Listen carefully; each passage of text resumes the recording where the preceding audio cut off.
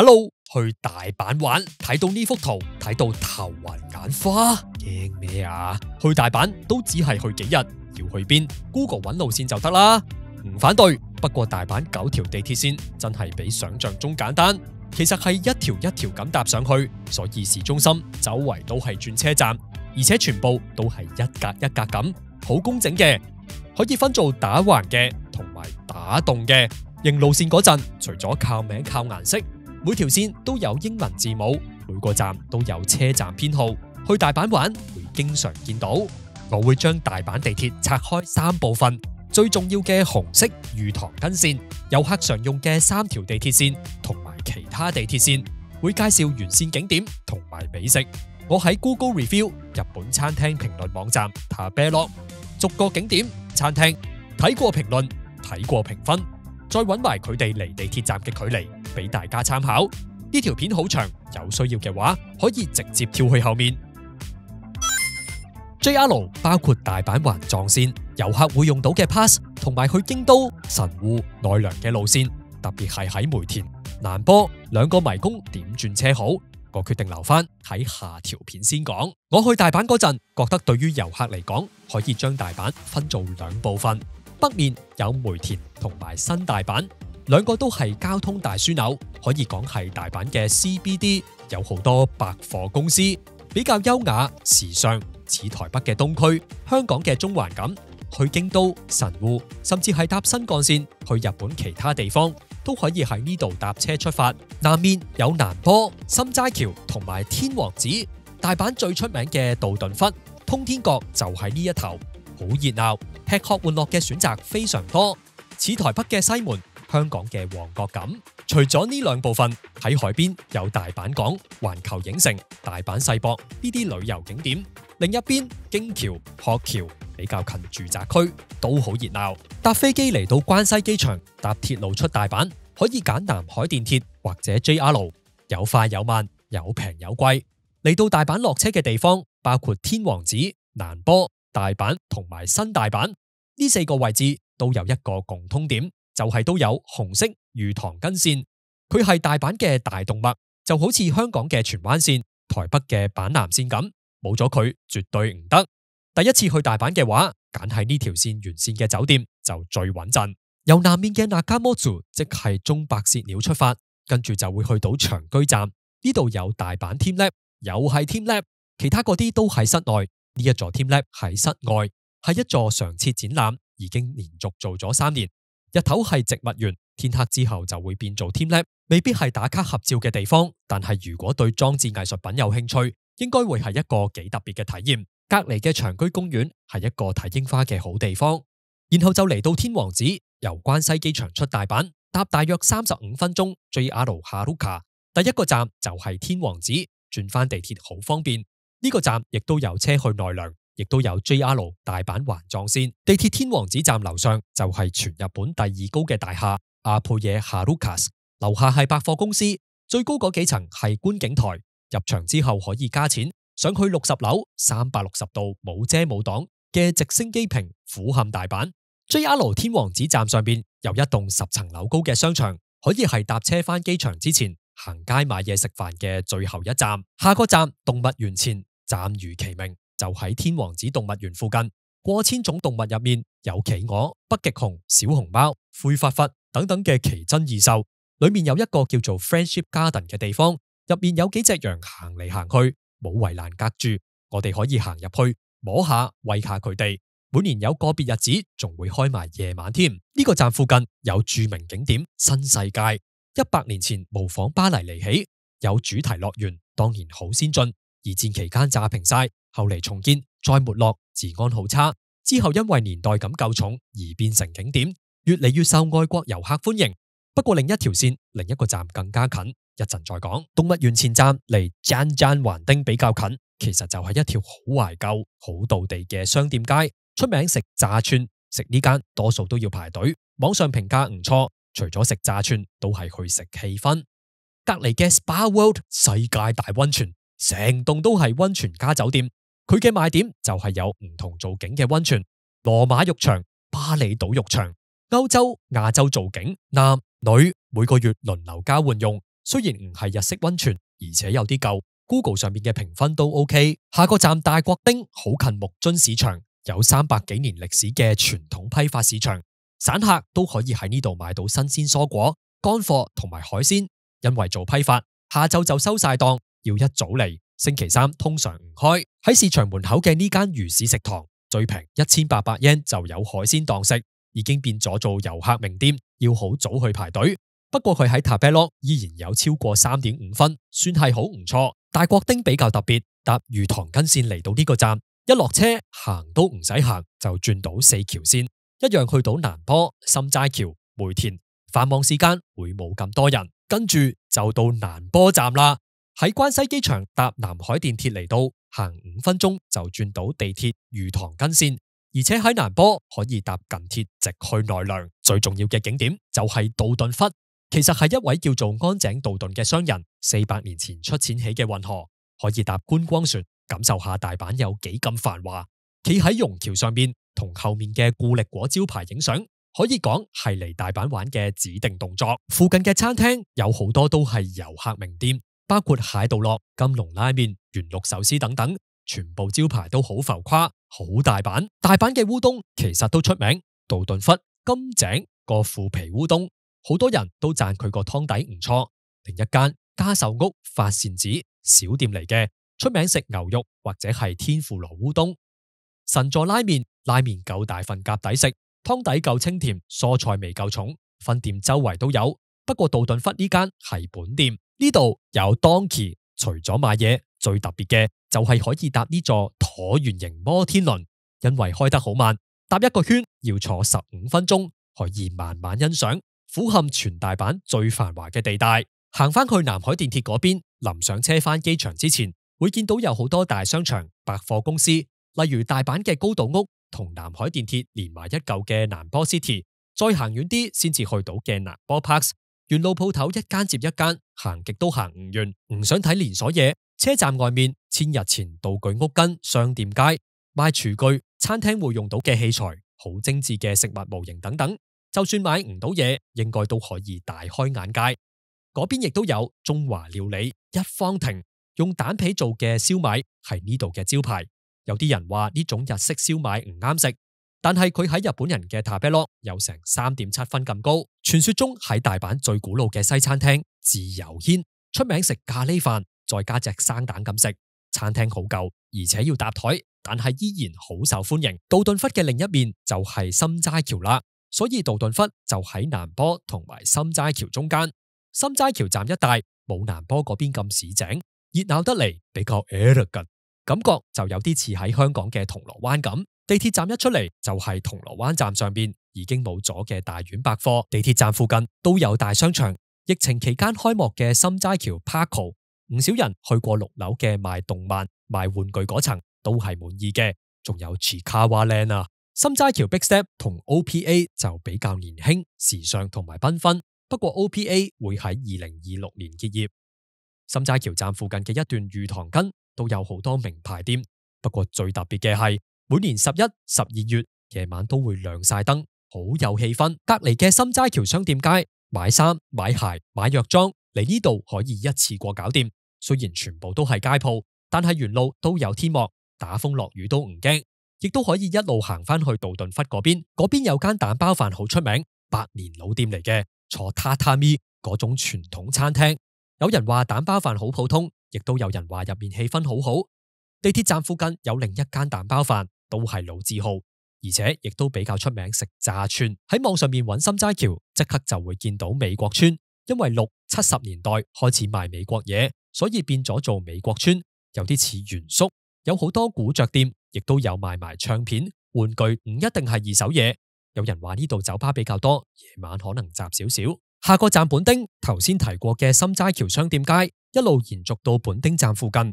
本町站附近嗰段曾經以紡織品批發為主，後嚟就變咗做餐廳、賣雜貨、賣藥妝嘅普通商店街。而做紡織品批發嘅鋪頭就搬咗落去地鐵站附近高速公路橋底嘅商場，入面有800間商鋪賣紡織品、飾物、布料、鐘錶，部分鋪頭會做埋零售。大阪原來都係出名食咖喱噶，呢間餐廳咖喱飯香料同蔬菜豐富，喺塔比洛有4分咁高。網上啲評論話係小店嚟嘅，唔係成日開門，亦都好易賣晒。梅田嗰間分店似乎都係咁，但係食過嘅人好多都話好好食。本町站附近嘅錦業會館入面嘅裝修好靚，但係就好少開放俾公眾參觀，而且要寄信傳真申請抽中先至可以入去參觀。本町站可以轉到中央線，可以講本町就喺大阪嘅正中心。不過附近一帶都係以寫字樓為主。下個站電屋橋，對於遊客嚟講，呢個站有車直去京都，京阪電車票價平，而且喺電屋橋轉車簡單直接，唔似喺其他站咁難揾路。其實電屋橋、本町、心齋橋呢幾個站之間嗰一段御堂筋種滿晒銀杏樹，秋天嗰陣真係好靚，招牌景點嚟嘅。搭地鐵御堂筋線上嚟地面就到御堂筋啦，好容易睇到銀杏。去到電屋橋站，一出嚟就係電屋橋啦。過咗橋之後就到中之島，政府機關、銀行總部都喺呢度，就冇嘢食嘅。不過有特色建築睇，大阪市中央公會堂係一座好歐化、非常之豪華嘅歷史建築。隔籬嘅圖書館再早少少落成，圓頂中間開咗個窿，有一塊彩繪玻璃嘅天花板，非常之特別。裝修同中央公會堂比樸素好多，但係依然係古色古香。下個站就係大阪另一個中心梅田。梅田地底4通8達，絕對係一個大迷宮。不過搭地鐵御堂筋線出閘搭電梯上去，就會即刻見到 JR 大阪站。冇新幹線，但係去京都、神戶喺呢度都有車搭。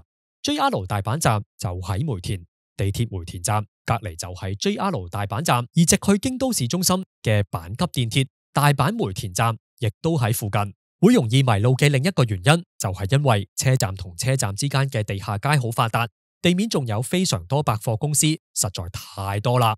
JR 大阪站北面嘅Lukua大阪，JR 大阪站南面嘅大丸百貨同阪神百貨，附近仲有好高級嘅阪急百貨。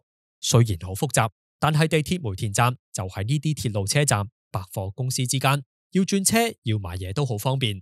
風魔全亞洲嘅 Donkey 總店就喺梅田地鐵站附近，開24，住喺附近嘅話，半夜去行都得。對面嘅 Have Five 呢個商場上邊有一個好大嘅紅色摩天輪，轉一個圈要3個字。遠少少，但係去到更加高嘅梅田藍天大廈，唔使加錢就上到去天台睇360度夜景，冇玻璃隔住嘅。不過要留意，佢哋改咗玩法，買大阪周遊券又想免費入場嘅話，就要喺下晝3點前入場。喺阪神站嗰邊有一間叫做大阪梅田 Mixed Juice 嘅飲品店，非常高分，230yen一杯，有金、香蕉、桃，再加少少奶嘅一杯嘢飲。有人話係大阪名物。有一間叫做 Unagi 串料理熱豬魔嘅餐廳，總店喺 JR 福島站附近，離梅田其實唔遠。不過梅田都有一間分店，都有鰻肉檔食，就係油飯上面放一大嚿蛋，再放一大嚿鰻魚喺上面，好受外國遊客歡迎。過多2個地鐵站之後，先至到嘅新大阪站，附近都係寫字樓，幾乎係冇景點嘅。不過佢最重要就係有新幹線，可以講係東京站以外全日本最重要嘅車站。可以去到岡山、廣島、九州、京都、名古屋，甚至係東京，跟住就會入翻去住宅區，去到江阪站。地鐵御堂筋線會同北大阪急行嘅南北線直通運轉，餅嚟嘅啫，因為係由唔同公司做，列車係會繼續行嘅。去到千里新城，日本第一座新市鎮，真係有啲似香港嘅沙田。喺千里中央站可以轉單軌列車，去到萬博紀念公園，係睇櫻花紅葉嘅好地方。搭單軌列車，另一個方向可以去到伊丹機場，亦都即係大阪嘅機場，可以搭國內航班去日本其他地方。呢條線最近延長咗去姬面圈野站，可以轉巴士上山去聖美子，都係睇櫻花紅葉嘅景點。至於紅葉名所姬面公園喺阪急電鐵個姬面站嗰度，不過搭地鐵嚟到都可以轉翻巴士過去，再慢慢行上山。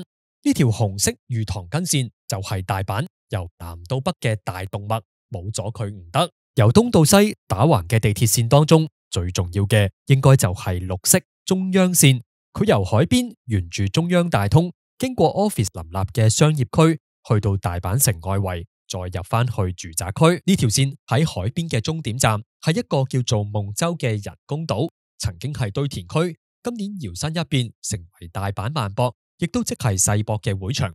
世界各國嚟到呢度分享佢哋嘅文化同埋展示最新科技。世博完咗，等到2029年就會有賭場開幕。去到另一個人工島上面嘅大阪港站附近有8層樓高嘅海遊館，裏面有鯨鯊、企鵝、海豹等620種海洋生物，號稱係全世界最大規模嘅水族館，好受歡迎。海遊館對出嘅西碼頭又叫做 Captain Line 嘅船，坐10分鐘直接去到喺對面岸嘅環球影城，單程900 yen， 買咗大阪周遊卡、樂遊卡都包埋可以搭。附近有座山高4.5米嘅山，天保山，其實係當年為咗疏通河道挖咗出嚟嗰啲石堆埋一齊就變咗做一座山，冇咩特別。不過有160棵櫻花樹，後面有大橋，有摩天輪，加埋櫻花，畫面都幾特別。重點就係個大摩天輪，同梅田嗰個一樣，都係15分鐘一轉。不過坐呢個可以近距離睇海景，有部分車廂更加係透明嘅，冇遮冇擋睇日落，好似都幾靚。天保山客船碼頭就喺摩天輪隔離，如果坐郵輪嚟大阪打個轉，就會喺呢邊落船。隔離個商場入面有一個 Legoland， 有大阪地標嘅建築模型體，例如大阪站、大阪城等等。不過一定要帶15歲或以下小朋友先入到場，網上都有咁寫，好似我咁過咗16歲或者係2個大朋友一齊去就冇得入場啦，可能係想保護小朋友啦。地鐵站另一面有一個紅磚倉庫，變咗做 G Lion 博物館，放滿晒老爺車，仲有啲現代名車。不過入面好似話唔俾影相，咁古色古香。呢度仲有間牛扒館，好貴，過千蚊港紙嗰種。但係喺 Google 有成4.5分咁高，好多人話氣氛好好。呢啲景點全部離大阪港站大約5至10分鐘路程度。下個站招潮橋站 Azul Arena Osaka， 亦都即係大阪市中央體育館睇比賽、睇演唱會嘅地方，最多可以坐1萬人，唔算好大。不過上年 IU 演唱會就係喺呢度搞。再下個站變天町，話去到 USJ 好似有啲勉強，但係我自己都係咁樣轉車。喺度轉 JR 大阪環狀線，一個站就到西九條，落車行去對面月台，上車就去到環球影城。好受歡迎嘅空庭溫泉就喺變天町站附近，一個開咗6年、好新淨、好外國遊客 oriented 嘅設施，同 Spa World 一樣，都係溫泉樂園咁，有唔同溫泉池可以試下。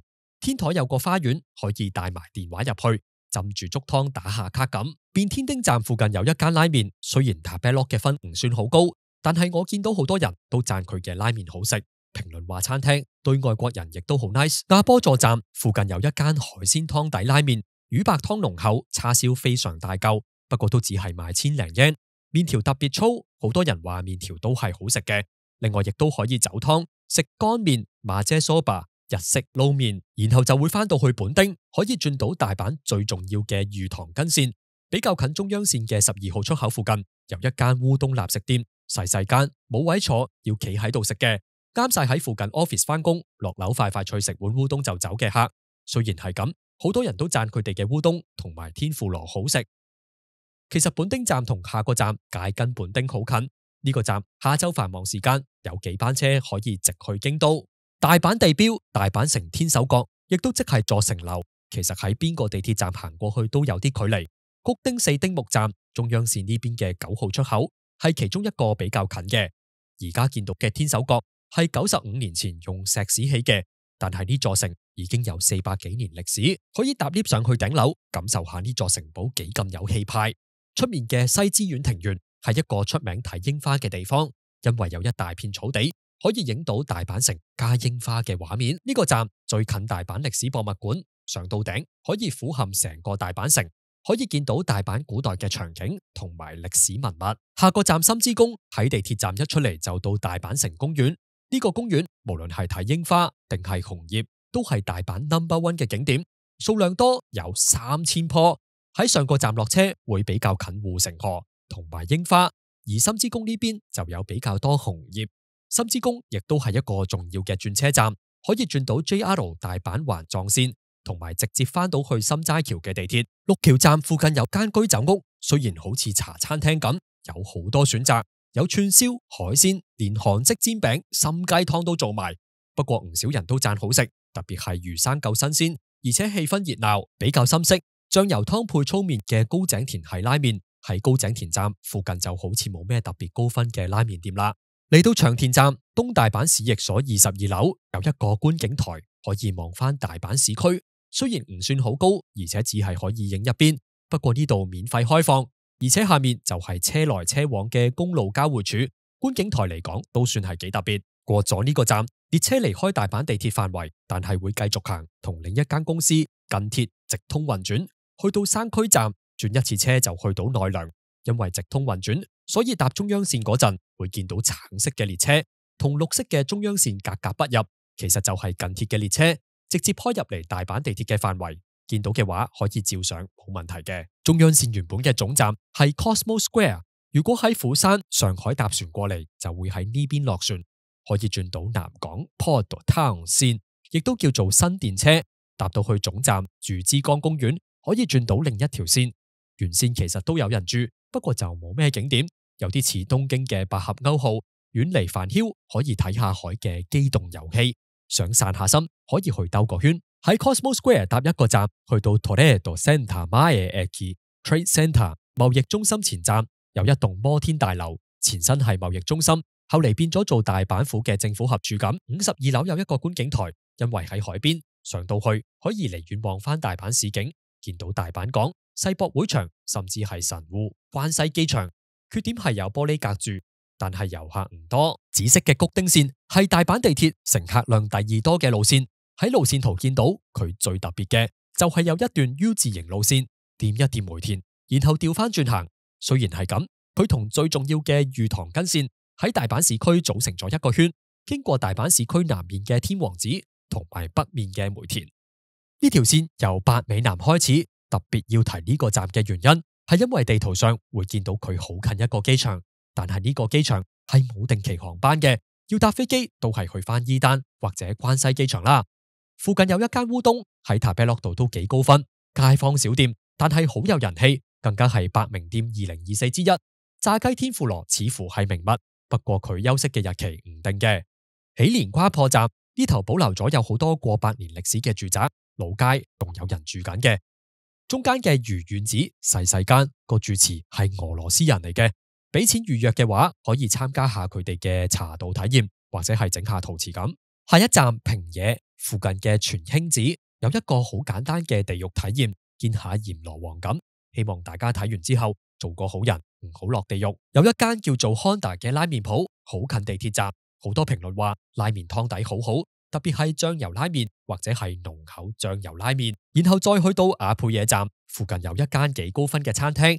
網上邊有人話會咁高分係因為俾5粒星會送免費嘢飲，不過我喺塔比洛見到好多人都話佢哋嘅炭火串燒唔錯，島屋嘅炸番薯都幾出名，仲有大學戶即係拔絲地瓜、拔絲番薯，仲有賣薯片、薯條。阿倍野站其實好近地鐵天王寺站，呢一帶有唔少商場，包括喺地鐵站隔籬嘅 Q's Mall。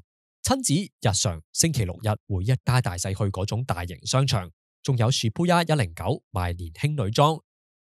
有一間喺商場地底嘅拉麵 ，Google 同埋塔比洛個分都係3.6，但係塔比洛有3.6算係好高。呢間係分店嚟嘅，本店喺奈良，泡沫係拉麵。啲人話雞白湯湯底濃厚。好快就翻到去天王寺，可以轉翻御堂筋線同埋大阪環狀線。谷丁線呢一邊有一座大公園。大阪市立美術館就喺裏面，呢座花園大宅本身就係一座藝術品，8000幾件藝術品當中有唔少繪畫、雕塑、文物，亦都會有特別展覽，例如日本國寶展、梵高展。隔籬嘅慶澤園係一座日式庭園，雖然喺大阪市中心入面，遊客唔多，比較清靜，係睇櫻花、睇紅葉嘅好地方。下個站四天王寺前夕陽休，重點就係差唔多有成1500年歷史嘅四天王寺，可以講係日本最古老嘅佛寺之一，可以睇到歷史建築配紅葉櫻花嘅畫面。四天王寺出面有間蕎麥麵店，鴨肉鴨湯好似幾受歡迎，唔貴，好多人都讚服務好好，更加攞過米芝蓮。更加近地鐵站嘅彩虹佛咖喱，紫米飯加各種配料，有肉有菜，唔少人話咖喱好香，亦都有賣蛋包飯。呢條谷丁線一路沿住谷丁根行嚟到谷丁。好似話喺2戰嗰陣，因為冇受到空襲影響，呢頭有好多戰前住宅。呢區其實冇乜景點，可以講係喺市中心嘅住宅區。不過入面都有唔少好嘢食。梅田有間鐵路咖喱，呢度都有間，直譯應該係舊淮山舊山藥大宅嘅餐廳，都係食咖喱嘅，好精緻，好有氣氛，真係有喺古老大宅入面食家常飯嘅感覺。印度咖喱飯唔貴，喺塔比洛差唔多有成3.9分咁高。行遠少少有一間老牌 Gelato 雪糕店，老闆係日本人，40年前喺意大利學完返日本開店。開心果牛油味係佢嘅王牌，更加好似喺10幾年前參加過國際比賽攞過獎嘅。下個站谷丁四丁目可以轉返去綠色中央線，近大阪城，政府機關多。有一間 cafe 好近地鐵站，係一間法式麵包鋪，賣各種各樣嘅西式麵包，可以買杯嘢飲，坐低食。幾乎所有評論都話啲包好好食，特別係牛角包，而且價錢唔貴，先200幾yen。不過服務就有人話好好，亦都有人話 staff 冇禮貌，要等好耐，要睇佢哋心情等等。天滿橋站可以轉到京阪電鐵去京都，嗰邊有個大商場。行完大阪城或者搭車去京都之前，可以喺呢度買下嘢，醫下肚。天滿橋站其實就喺河邊，大阪水上巴士其中一個上船位就喺地鐵站附近。搭呢架玻璃觀光船，可以感受下大阪呢個水都嘅風情。兜一轉要40分鐘。但係沿途都有站可以落船參觀。另一邊有間法式糕餅店，好似冇得堂食，只可以帶走。但係佢五顏六色、各式各樣嘅蛋糕、西餅非常之受歡迎。5條加細細間係食炸串套餐嘅，10串起，25條串燒大約4000yen，再加嘢飲，唔貴，仲要係攞過米芝蓮添嘅。不過最好預約，因為得10幾個位，而且淨係開夜晚9點半就 last order 噶啦。過咗天滿橋，去到天滿橋公園。櫻花季期間去到，會見到開滿晒櫻花。沿住河邊行，會見到大阪造幣局，可以喺網上申請參觀工場，隔住玻璃睇日本嘅硬幣係點樣生產嘅。櫻花季期間，博物館唔開，而係開放附近嘅一條路，種滿晒過百種嘅櫻花，係一個好受歡迎嘅櫻花景點，都係要預約嘅。下個站南心町同 JR 大阪天滿宮係連埋一齊嘅。有過千年歷史嘅天滿宮，拜嘅係菅原道真，古代嘅大神，信眾會嚟求學問。而家見到嘅建築物大約有150年歷史，二戰嘅時候冇受到空襲影響。附近有間出名嘅拉麵，好細間，而且有好多規矩，噴咗香水唔准入去，入咗去唔准傾偈。但係佢嘅味噌拉麵，好多人都話好，仲攞過米芝蓮添。另一間餐廳食印度咖喱，都係細細間，都係上過米芝蓮，但係唔貴。帶1500 yen 嘅 special curry 可以試到唔同種類嘅咖喱，每日嘅咖喱都唔同。有一條商店街一路嚟到南心町站呢度，號稱係全日本最長嘅商店街，夜一夜都繼續係燈火通明。南心町站附近嘅中村屋可樂餅非常出名，冇肉得薯仔嗰種，上年賣90 yen，而家都只係賣100 yen，好快就賣晒。另外炸豬扒好似都唔錯，然後就終於返到梅田啦。東梅田站隔籬就係曾根崎商店街，有非常多餐廳同埋居酒屋，係附近上班族放工嚟飲翻杯嘅地方。行到街尾會見到有一座露天神社，話說一位學徒為咗拒絕老闆配分，因為佢只係愛阿初一個，最後喺呢度殉情，後嚟變咗做劇場作品，然後呢度就成為戀人聖地，有好多人嚟呢度求姻緣，可以買下御守水籤，係一間佈置得幾靚嘅神社。Tiger Lily立食吧，企喺度食嘅居酒屋，佢個團平燒有啲似係大阪燒，都幾多人 order。大阪麵節醬油拉麵非常出名，喺 Tabelog 度非常高分。佢另一個招牌雲吞，啲人就話比較普通。佢仲有另一個山拉麵，凍嘅好似係淮山麵，上面再加隻生蛋咁。Cafe Sunshine 係一間有50幾年歷史嘅老字號 ，pancake 係王牌嚟嘅，仲有咖啡、布甸、蛋包飯。今年5月會搬去對面馬路。搬咗之後，唔知啲裝修會唔會都係咁復古。喺地底嘅烏冬棒，好多人話烏冬好出色，口感好好，而且天婦羅都唔錯。雖然要排隊，但係大家好快就食完，好快就翻到台。行遠少少有另一間烏冬，冇湯嘅凍烏冬，炸蘑菇都有好多人俾5粒星，而且店員服務好好。喺塔比洛見到竹筍天婦羅都有唔少人中意。呢間燒肉店 Google 有成4.7分。裝修比較似係食韓燒咁，和牛放題6-7千 yen 就可以任食。有人話肉質唔好，有人就話好唔錯，好抵食。下個站中崎町地鐵站附近有一間賣飯團嘅鋪頭，就算喺 Google 有6900條評論咁多，都可以做到，差少少就滿分，差唔多個個都俾5粒星。三文魚子加三文魚係王牌，一嚿要成800 yen，但係飯團大大嚿，啲人話料好夠，如果坐低食，可以將飯放落湯度變做茶泡飯咁食。同樣離地鐵站好近嘅釣魚燒，評論話佢皮薄好脆，豆沙餡爆棚，但係最好唔好打包，要趁熱食。仲有唔同口味嘅刨冰，就算天氣凍冰冰都好受歡迎。天神橋跟綠丁木站美食非常多，特別係拉麵，好幾間都好高分。講咗呢間蕎麥麵先，睇落好高級，仲攞過米芝蓮嘅，但係就唔算好貴。天婦羅蕎麥麵3000 yen有找，蕎麥麵好幼，亦都有好多人讚佢個天婦羅好好食，只係排隊同埋等上菜都要等一段時間。總大醬油個醬油拉麵好出名，雖然係醬油拉麵，湯底有啲柚子味，唔少評論都話佢唔會好鹹。另外佢個叉燒炒飯好似都幾受歡迎，更加可以任食泡菜。群青賣煎麵嘅小店，每日都只係賣一種麵，每日都唔同，多數係煎麵，有時會係湯麵。雖然咁無常，不過用嘅應該都係同一款粗麵。唔少人話麵條好有咬口，好多人排隊，好易賣晒。每日都喺 Instagram 更新，可以去睇下啱唔啱食。喺呢個站行一段路，會見到有一棟溫泉，標榜係天然溫泉，入面遊客唔算多，好多本地人都會去。溫泉其實係得一層嘅啫，不過戶外、室內池都有。雖然地方唔算好大，不過溫泉池嘅花款都幾多，仲有大個桑拿添。遠離遊客區少少嘅都島站附近睇落好普通，做街坊生意嘅拉麵，似乎喺塔貝洛都唔會太高分，但係佢竟然有3.5分。唔少人都話佢哋嘅拉麵又平又好食，裝修好新好現代嘅飯時媽姆，其實係由一對年輕夫婦開嘅居酒屋，有賣唔少細細碟嘅創意料理，有啲係越南、泰國、中國嘅菜式，例如韭黃炒麵，而且有唔同種類嘅酒飲。之後就真係入翻去住宅區，去到千林大宮站，有2間好高分嘅炸豬扒店。當卡池中村話係用健康美容靚豬低溫慢煮嘅，我見到評論一面倒話好食，仲有啲韓國遊客特登走去食添。行到京阪電鐵千林站嗰邊，另一間炸豬扒塔貝洛攞到4分，超級高。老闆係法國菜廚師，好細間，得7個位，要預約嘅，價位大約係4000 yen 到，唔係非常高級嘅餐廳。不過啲評論好誇張，塔貝洛都竟然有好多人俾滿分，睇嚟真係超級好食。最後就會去到大日站，谷丁線非常長，而啡色嘅界根線相反就係最短嗰條。不過喺路線圖見到佢明明好長噶，仲可以直接去到京都咁遠。搭呢條地鐵嗰陣會見到啲車好特別，因為好多其實都係阪急電鐵嘅車。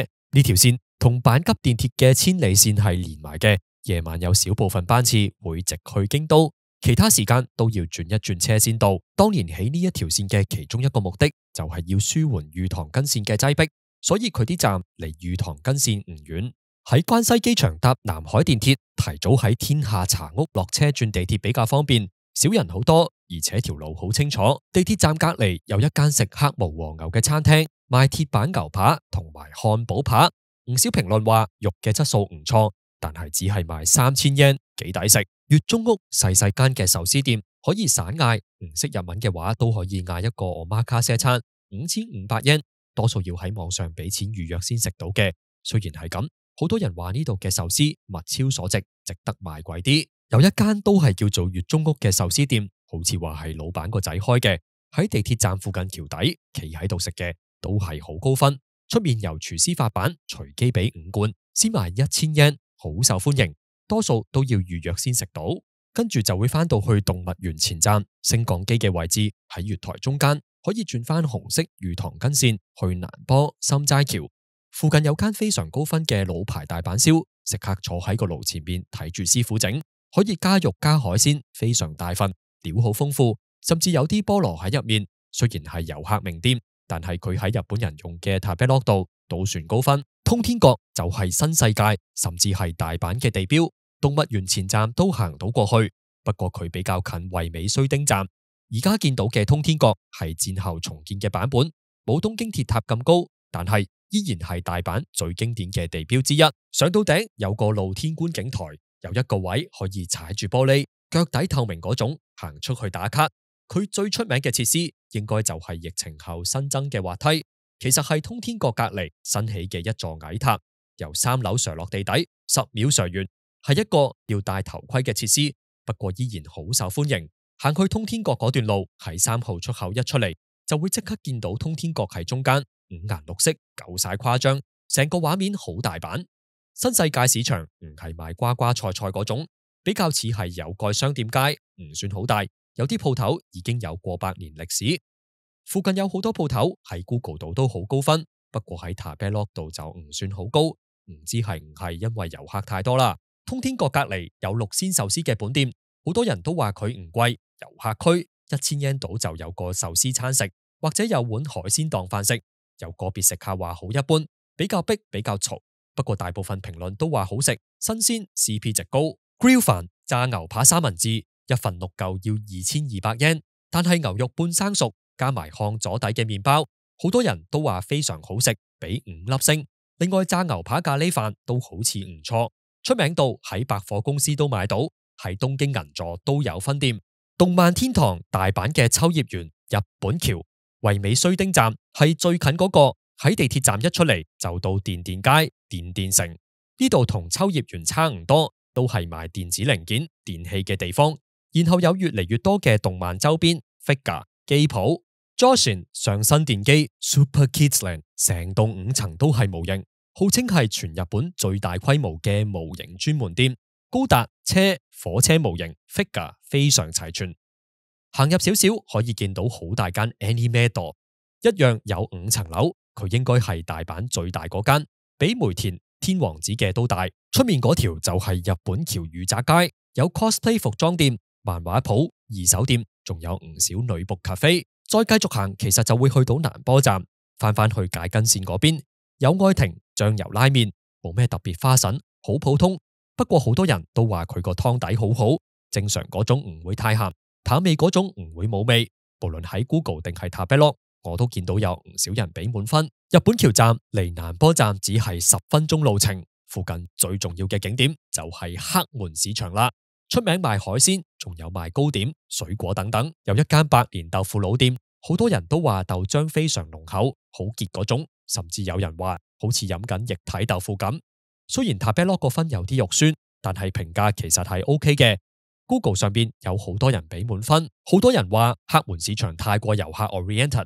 喺附近地下街嘅呢間 Tonteki 好似牛扒咁淋啲汁上去嘅豬扒，唔少評論都話佢夠晒大份，而且肉質都唔錯。只係有啲外國遊客話個汁比較重味。地鐵站上邊有一間好受日本人歡迎嘅和果子店，只係賣3種秋餅，用糯米加紅豆、豆沙或者係黃豆粉嚟整嘅日本糕點，3揀2，好似話係即叫即整，所以要等好耐，排隊名店嚟嘅。福太郎本店大阪燒名店嚟嘅，好多人都話佢個豬肉炒麵其實更加好食，好有咬口咁話，亦都有蔥燒，外面煎到脆卜卜。喺 Tabelog 度都有唔少人話好食。附近有間拉麵小店，好多人食完都俾高分，特別係佢個湯底，評論話鹽味雞湯、醬油湯唔會死鹹，而且仲有柚子味，好清爽。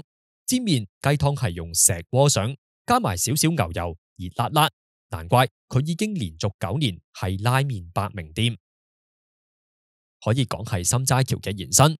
沿住起地鐵嗰陣起埋嘅地下街，可以行到翻去心齋橋。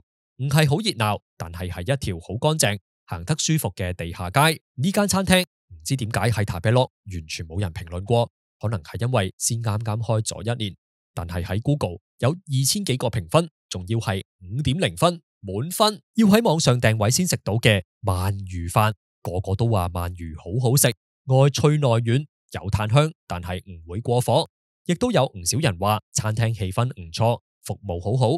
呢間餐廳好似係連鎖店嚟嘅，喺日本其他地方都有分店。新激屋雞肉黑咖喱飯份量睇落唔係好大，不過都有好多人俾5粒星，辣到由甘口一路上到去極激辛特大辣。我睇評論見到飯同埋咖喱汁好似係可以 refill 少少嘅，而且唔少人都話老闆好 friendly。呢間炭火燒肉好多評論都話佢啲肉好靚，特別係牛舌，有得嗌套餐，有得散嗌，唔平。但係唔少人都話 CP 值好高，好受歡迎。用餐時間限時2個鐘，可能要提前預約先至食到。橋本屋喺塔比洛嘅分數高達4分，出名食雞肉咖喱飯，用沙煲上，再配埋個香料飯。餐廳環境唔錯，而且好受歡迎。不過食個咖喱飯唔會好貴，都係1300yen到。下個站介根本町可以轉到綠色中央線，再下個站北濱可以轉到京阪電車去京都。Kashmir 喺塔比洛嘅分數非常高，店主應該唔係印度人，而係日本人。但係佢煮嘅咖喱可以揀個肉連埋飯，就咁一大碟上，賣相唔係特別 fancy， 不過香料蔬菜好豐富。塔比洛800幾條評論，高達3.91分，比 Google 嘅更加高，似乎好受日本人歡迎。大阪北濱月子屋用月子又叫做星鰻，好似鰻魚咁嘅海產，做成各種各樣嘅料理，天婦羅、火鍋、魚生。唔少評論話佢哋嘅菜式好精緻，因為鋪頭得幾個位，所以要預約咗先。北濱其實都好近中之島，附近有一間陶瓷博物館。有評論話博物館唔大，同埋喺入面容易迷路。不過呢度收藏咗好靚嘅日本、韓國、中國、波斯陶瓷，有國寶，有歷史文物，係一個幾特別嘅博物館。之後會去到善町，有好多好嘢食。呢間好高分嘅讚岐烏冬，烏冬彈牙。唔少人話個湯雖然清淡，但係都好好飲。餐廳氣氛輕鬆舒服，咖喱湯烏冬好似都幾多人嗌。人味屋燒肉店，大家都可以坐喺獨立包廂度燒肉，最平嘅套餐大約7000 yen，但係個個都話啲肉好好食，特別係牛舌。好似話因為附近有電視台，所以有好多名人都會去食。呢間好出名嘅燒鳥店有個5500 yen套餐，任飲2個鐘，包幾款前菜、5款雞肉串，散嗌都得。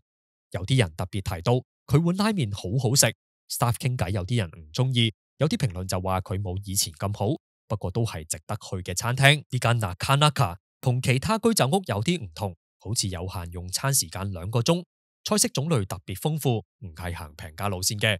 無論喺 Google 定係塔比洛，我都見到有唔少評論話嗌咩都好食。然後就翻到去天神橋跟綠丁目、界根線南心町，同埋呢個站都轉到去紫色谷丁線。界根線嗰邊有 Strike Can 小店一間，牆上面貼滿晒簽名嗰種。最特別嘅係雞白湯拉麵加埋蜆肉入去，唔少人話湯底 creamy， 而且炸雞都好唔錯。Chiki Chiki 都係主打燒雞串嘅居酒屋，裝修比較新潮，得一款套餐嘅啫。7款燒雞串炸雞4800 yen， 任食加酒水任飲，埋單8000 yen。